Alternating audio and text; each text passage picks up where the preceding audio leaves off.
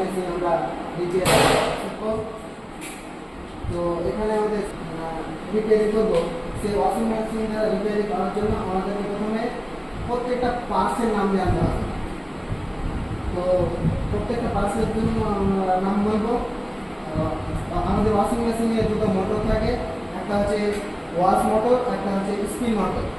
আমাদের এখানে যেটা আছে ওয়াশিং মেশিনটা, সেখানে আমাদের ওয়াশ মোটরে আছে ক্যাপাসিটার আছে, ক্যাপাসিটার আমাদের ওয়াশ মোটরের ক্যাপাসিটার আছে আমাদের 9.5 মাইক্রোফ্যারাড, আর স্পিন মোটর আমাদের আছে এখানে 6.00 মাইক্রোফ্যারাড। তার সঙ্গে আমাদের মোটরের সাথে কী কী থাকে, স্পিন মোটরগুলো শুকানোর জন্য আমাদের কাছে একটা স্পিন ড্রাম থাকে ওয়াশিং মেশিনে। স্পিন ড্রামের ভিতরে আমাদের একটা স্পিন ক্যাপ থাকে। আমরা এদিকে চলে আসছি ওয়াশ মোটরে। ওয়াশ মোটরে কী কী জয়েন্ট থাকে, তারপরে আমাদের একটা মোটর পুলি থাকে। তারপরে আমাদের এখানে ওয়াশ মোটরে আমাদের কানেক্ট থাকে গিয়ার বক্স পুলি, আর আমাদের গিয়ার বক্স থাকে এটা।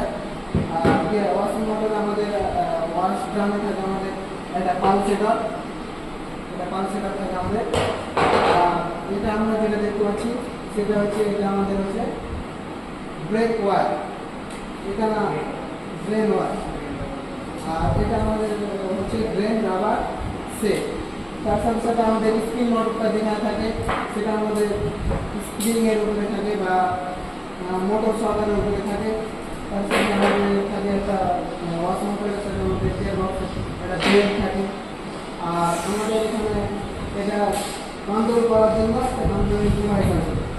এখানে ডিভাইসের মধ্যে আছে আমাদের সিলেক্টর সুইচ একটা আছে, একটা ওয়াশ টাইমার আছে, একটা